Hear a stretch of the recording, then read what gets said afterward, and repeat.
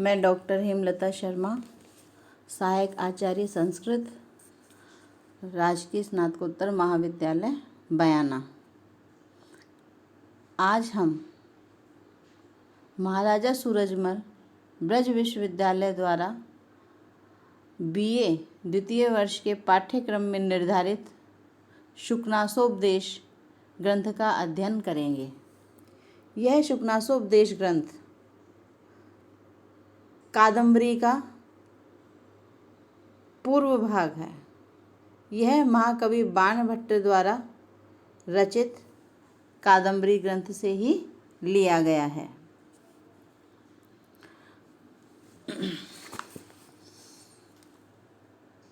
बाणभट्ट ने अपने गद्य काव्य कादंबरी के 2 भाग किए, जिसमें पूर्वार्ध और उत्तरार्ध। इनमें से प्रथम भाग के अंतर्गत शुकनासोपदेश प्राप्त होता है।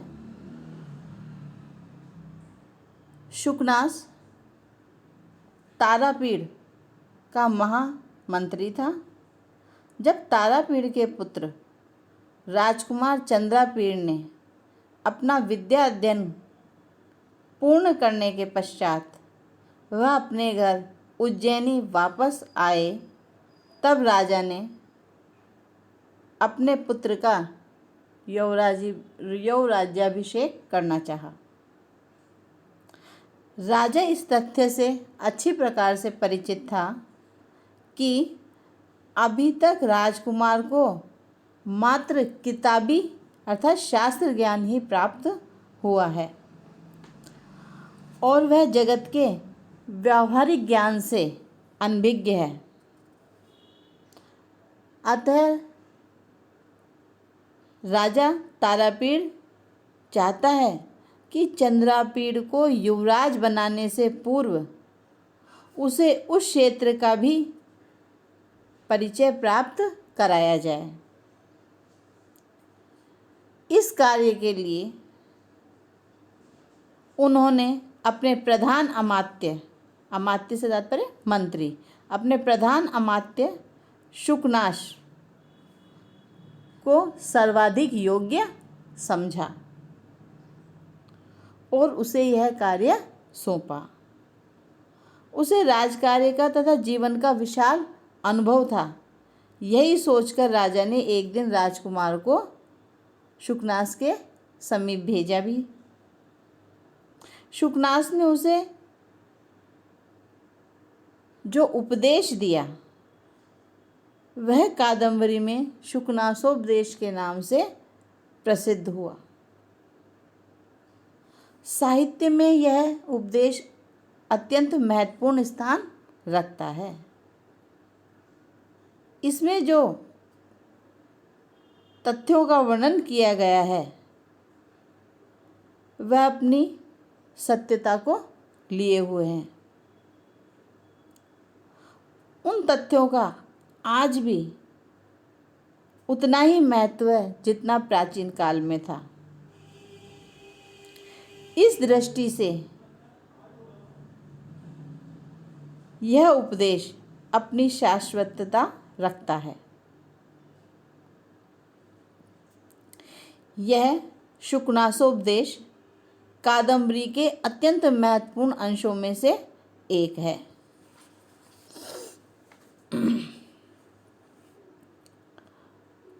शुकनास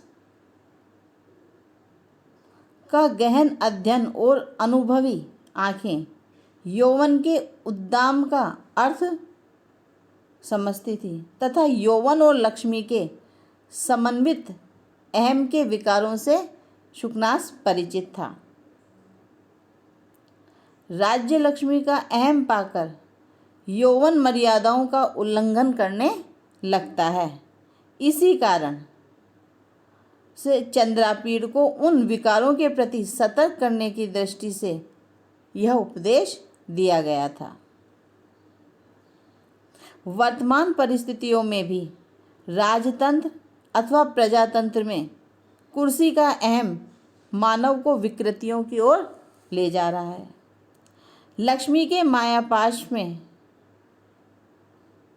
बंधने के कारण वह व्यक्ति और सब कुछ भूलकर स्वच्छंदचारिता की ओर प्रवृत्त होता है, जिसका परिणाम विनाश की ओर जाना है। आज भी यौवन मिथ्या मद को प्रकट करता हुआ असद आचरण की ओर प्रवृत्त हो रहा है, युवाओं को प्रवृत्त कर रहा है। आज जो भ्रष्टाचार है उसकी भूमिका में राज्य लक्ष्मी के अहम की अमर्यादित स्वार्थपरता भी एक कारण है।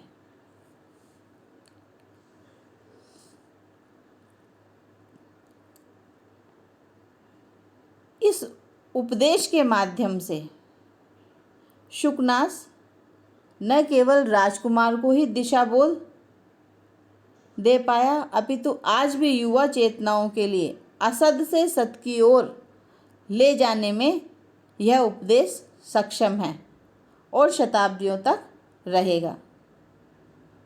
यह उपदेश मात्र सलाह ही नहीं है, अपितु दिशा बोध का प्रेरक भी है।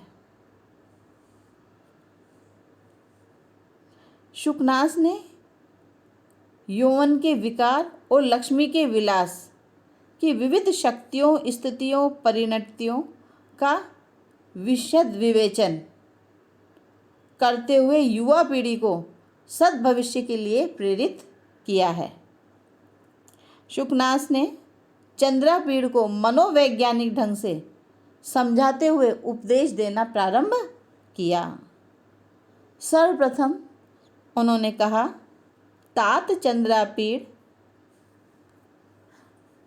विदित वेदितव्यस्य अधीत सर्वशास्त्रस्य ते न अल्पम उपदेष्टव्यम अस्ति केवलं च निसर्गत एवं अभानुभेद्यम अरत्नलोकोच्छेदम अप्रदीप प्रभापनेयम अति गहनम तमो यौवनम प्रभवम परिणामोपशमो दारुणो लक्ष्मीवध। अर्थात पुत्र चंद्रापीड़ विदित वेदितव्य से, अर्थात तुमने जानने योग्य सभी विषयों का जान लिया है, सभी शास्त्रों का अध्ययन कर लिया है, तुम्हें लेश मात्र भी, तनिक भी उपदेश की आवश्यकता नहीं है। किंतु युवा अवस्था से उत्पन्न अंधकार, अज्ञान स्वभाव से ही नितांत गहन है, जिसको न तो सूरज की रोशनी के द्वारा भेदा जा सकता है, न ही रत्नों के प्रकाश से नष्ट किया जा सकता है, और न ही दीपक की प्रभा अर्थात कांति से दूर किया जा सकता है। लक्ष्मी का दारुण मद वृद्धावस्था में भी शांत होने वाला नहीं है। इस प्रकार शुकनास ने विविध उपमाओं के उपादेयता और कारण को व्यक्त करते हुए कहा, गर्भेश्वरत्वम अभिनव यौवनत्वम प्रतिम रूपत्वम मानुष शक्तिं त्वं चेति महत्यम खल्व अनर्थ परंपरा सर्वा। इसी को पंडित विष्णु शर्मा ने इस प्रकार कहा, यौवनम धन संपत्ति प्रभुत्वम अविवेकिता एकेकम अपि अनर्थाय किमु यत्र चतुष्टयम। अर्थात जन्म से ही संपत्तियों का, ऐश्वर्यों का स्वामी होना, अभिनव यौवन नवीन युवावस्था का होना, अनुपम सौंदर्य अत्यधिक सौंदर्य का होना और अमानुषी सुशक्ति का होना, यह सब अनर्थ परंपरा है, अर्थात अनर्थ का कारण है। शुकनास ने संपत्ति, यौवन, सौंदर्य, असीमित शक्ति, इन सब को अनर्थों का कारण माना है। इनमें से एक एक का होना भी अविनय का स्थान है, और यदि ये एक साथ चारों किसी व्यक्ति को प्राप्त हो तो उसका विनाश तो निश्चित ही है। इस अनर्थ के कारणों की उपस्थिति में विवेक से गतिशील होना चाहिए। यौवन के प्रारंभ में शास्त्र ज्ञाता भी पथ से भ्रष्ट हो जाते हैं, विचलित हो जाते हैं। विवेक भी अपनी बुद्धि को कलुषित कर बैठता है। विवेकी जो व्यक्ति होता है वह भी अपनी बुद्धि को कलुषित कर लेता है। युवावस्था में मानव स्वभाव स्वेच्छाचारिता की ओर प्रेरित होता है तथा इंद्रियां संयम की डोर छोड़ देती है और विषयों का उपभोग अधिक रुचिकर लगने लगता है। विषयों के प्रति अत्यधिक आसक्ति बढ़ जाने से युवाओं के में स्वाभाविक रूप से विकृति बढ़ जाती है। अतः आप जैसे व्यक्ति ही उपदेश के पात्र होते हैं या हैं। कवि बाण ने मानव मन की मनोवैज्ञानिक स्थिति को अच्छी प्रकार से समझा और उसको जानते हुए कि युवा वर्ग उपदेशों के प्रति आस्थावान नहीं होता। आज के युवाओं को बड़ों के द्वारा जो कुछ उपदेश दिया जाता है उसे वह भार समझते हैं। वह उनके उपदेश के प्रति आस्थावान नहीं होते हैं, अपितु उनके प्रति उपेक्षा करते हैं, उपेक्षा की वृत्ति को अपनाते हैं। गुरु का उपदेश सज्जन के लिए तो उपयोगी है, किंतु जो सज्जन नहीं है, दुष्ट हैं, उनके लिए तो वह मात्र दुखदायक ही है। इस उपदेश की महत्ता को प्रतिपादित करते हुए महाकवि बाण कहते हैं कि गुरु उपदेश प्रशम हेतुर्वयः परिणाम इव पलित रूपेण शीर्षित जालम अम्लीकुर्वन् गुण रूपेण तदेव परिणमयति। अर्थात जिस प्रकार आयु का ढलान केश समूह अर्थात बालों को स्वच्छ करता है, स्वच्छ से तात्पर्य श्वेत कर देता है, सफ़ेद रूप में परिणित कर देता है, काले बालों को सफ़ेद कर देता है, उसी प्रकार अंतःकरण के निग्रह हेतु गुरु का उपदेश दोष रूप समूह को स्वच्छ करता हुआ गुण रूप में परिणित कर देता है।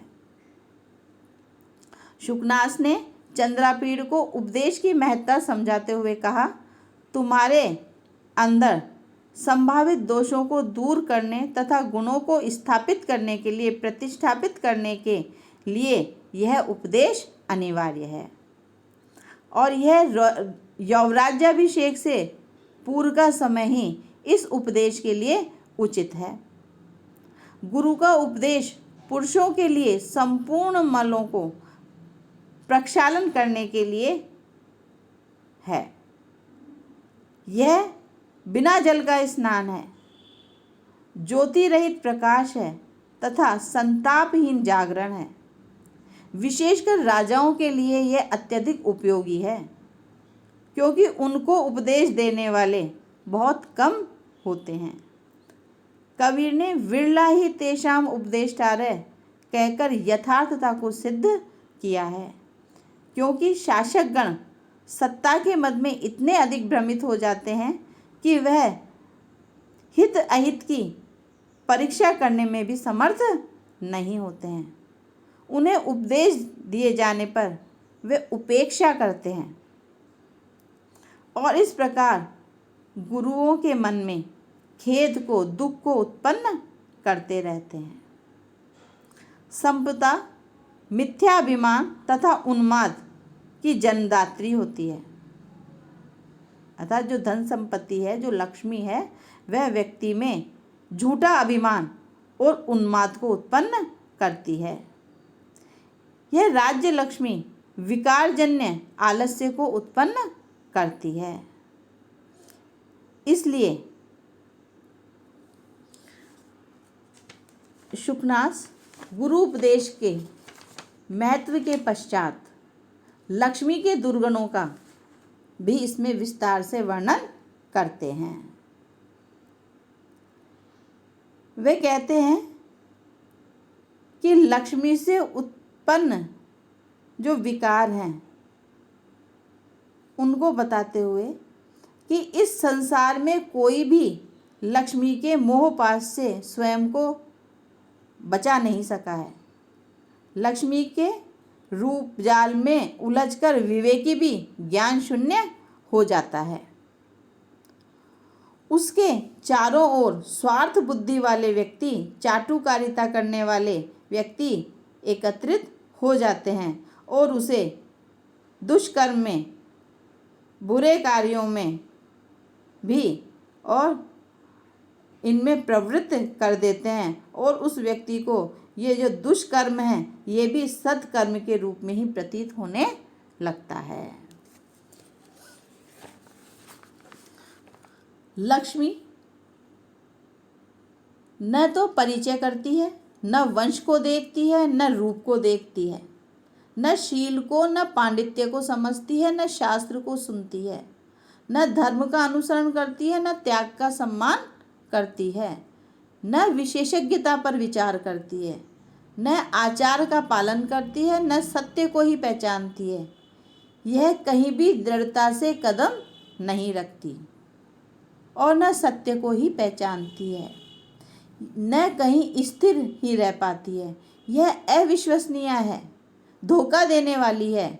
लक्ष्मी दुष्टों के पास रहना पसंद करती है, सरस्वती के उपासकों से द्वेष रखती है, गुणवान का स्पर्श नहीं करती, उदार चेता का सम्मान नहीं करती, कुलीन व्यक्ति को लांघ कर चली जाती है, शूरवीर का त्याग कर देती है और दाता को का स्मरण भी नहीं करती, विनीत और मनस्वी का उपहास करती है। इस प्रकार अमृत की सहोदरा होती हुई भी विषदायिनी है।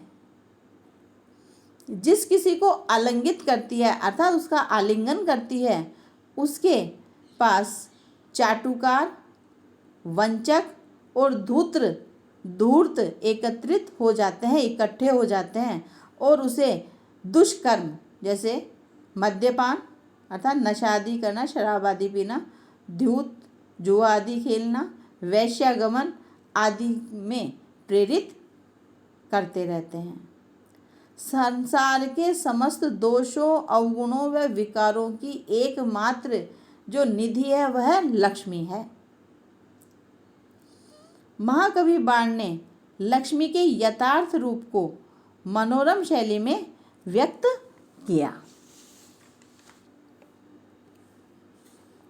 उत्पत्ति निम्नगा क्रोधावेग ग्राहणाम अपान भूमिर्विषयम अधुनाम संगीतशाला भ्रू विकार नाट्यानाम आवास दरी दोषाशी विषाणाम उत्सारण वेत्रलता सत्पुरुष व्यवहाराणाम अकाल प्रावृड गुण कल हंस का नाम विसर्पण भूमि लोको अपवाद विस्फोट का नाम प्रस्तावना कपट नाटकस्य कदलिका काम करिणः वद्यशाला साधु भावस्य राहु जिह्वा धर्मेंदु मंडलस्य।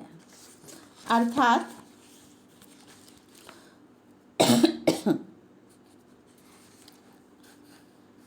यह जो लक्ष्मी है श्रेष्ठ पुरुषों के सद्व्यवहार को उत्सारण करने के, हटाने के लिए, नष्ट करने के लिए बैत की छड़ी के समान है। गुण रूपी कलहंसों के लिए अकाल प्रवण अर्थात अकाल वृष्टि है। लोक निंदा रूपी फोड़े को फैलने के लिए अनुकूल स्थान है। और प्रस्तावना कपट नाटक से अर्थात कपट रूपी नाटक की यह प्रस्तावना है, भूमिका है। और कदली का काम करीण, काम वासना रूपी हाथी के लिए यह मानो केले का वृक्ष है।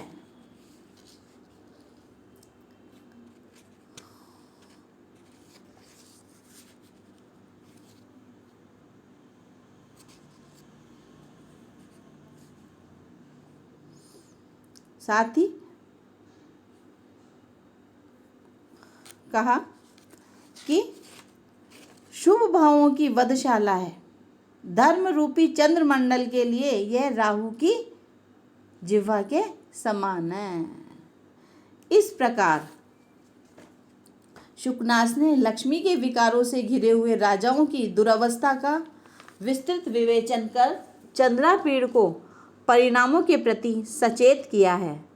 लक्ष्मी के मद में भ्रमित शासकों की कोई नहीं सुनता है और वे स्वयं खिन्न और गूंगे की तरह हो जाते हैं। मुख एवं तिमिर रोग से ग्रस्त हुए अपनी समृद्धि को स्वयं नष्ट होते हुए देखते हैं। लक्ष्मी मत के मिथ्याभिमान से ग्रस्त राजाओं की जीवनचर्या का वर्णन करते हुए कहा गया है कि जुआ खेलना खेल है, परदारागमन चतुरता है, आखेट अर्थात शिकार करना व्यायाम, मदिरा पान करना विलासिता है, मदोन्मत्तता वीरता है, निज पत्नी का परित्याग अनासक्ति है और गुरु का उपदेश का तिरस्कार करना स्वाधीनता है। वैश्याओं में आसक्ति रसिकता, स्वेच्छाचारिता प्रभुत्व और बंदीजनों द्वारा की गई प्रशंसा को ही यश मानकर ये लोग जीते हैं। महाकवि बाण ने शुकनास के मुख से युगीन स्थितियों की जानकारी के साथ सनातन सत्य का विश्लेषण भी कराया है। शुकनास का उपदेश केवल चंद्रापीड़ के लिए नहीं अपितु युवा चेतना के लिए ये एक अमर संदेश है। ज्ञानियों, विवेकियों तथा कुशल युवकों के लिए भी यह दिशाबोध अर्थात प्रेरक रूप में सहायक है। आज छात्र वर्ग की विविध समस्याएं हैं और उन समस्याओं के कारण ही अनास्थाएं उत्पन्न हो रही हैं। उनके लिए यह प्रकाश स्तंभ की तरह आस्थाओं का मार्ग प्रशस्त करने में यह उपदेश उपयोगी सिद्ध हो सकता है। कवि ने अनेक प्रकार की उपमाओं, रूपकों के माध्यम से लक्ष्मी मत के विकारों का विवेचन इस ग्रंथ में किया है, जिससे आज का युवक भी सहजता के साथ भ्रमित होने से स्वयं को बचा सकता है। इसलिए यह कहा जाना चाहिए कि जीवन यात्रा प्रारंभ करने से पूर्व, राज्य सत्ता में प्रवेश करने से पूर्व और अपने अधिकारों को प्राप्त करने से पूर्व इस तरह का दीक्षांत भाषण अवश्य होना चाहिए। क्योंकि यह जीवन में प्रेरणा देने वाला होता है। बाण ने लघु समास युक्त प्रासाद शैली में उपदेश को प्रस्तुत किया है, जो उपमाओं के कारण अत्यधिक प्रभावोत्पादक बन गया है और सहज रूप से गम्य है, अर्थात आसानी से इसको कोई भी समझ सकता है। इसलिए यह जो शुकनासोपदेश ग्रंथ है, इसकी यह अत्यधिक महत्वपूर्ण है। धन्यवाद।